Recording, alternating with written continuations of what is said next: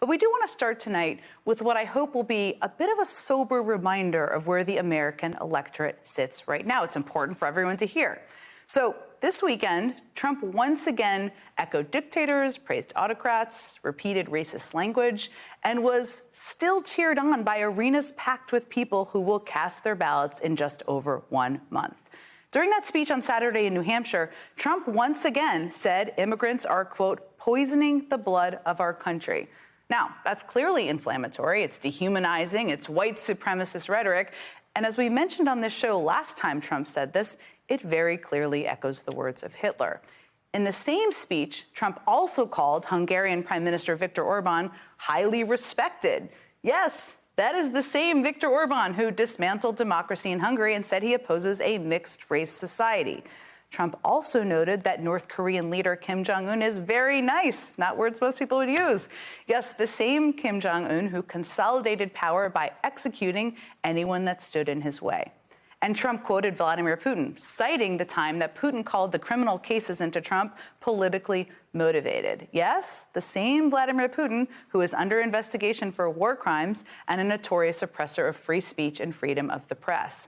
For Donald Trump, that guy is once again being used as some sort of a validator in his campaign.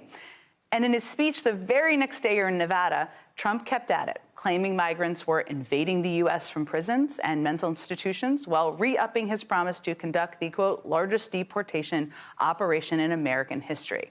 Now, if you're sitting at home right now thinking, that is terrible, that's horrible, that is obviously not consistent with the language or values we should expect from an American president, you are right. Believe me, I get it. I've worked for 2 of them. You might be saying to your friends and neighbors, this is not who we are.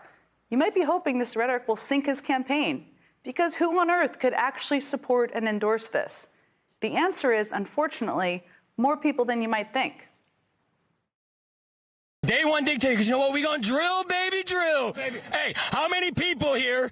Now, normally I know you probably wouldn't in America, but considering what they've done to this man, how many people here support day one dictator? Now, that's just a representation, but they're cheering in that video the day one dictator in New Hampshire, which holds the second crucial contest of this election cycle. So what about the first contest? Well, a woman from Northwest Iowa told the Washington Post recently, quote, I love it. My kids call me a dictator. I thought my parents were dictators. He said he was only going to do it for a day. Like if you had a home that was in disrepair and your parents came in and they were firm and they wanted to get it done. And when you got done, you had this beautiful home. How could you be mad? How could you be mad? But before the right wing accuses me of having a deplorables moment, which they probably will anyway, the audience for my point is actually not the people who agree with those comments or who are in those videos, but the ones who don't. Probably the overwhelming majority of you watching right now. Because as one of my first guests tonight writes, a durable coalition seems fully comfortable in trusting the White House to the guy who left behind a Capitol encircled with razor wire fence and 25,000 National Guard troops protecting the federal government from his own supporters. You can dismiss Trump voters all you want, but give them this.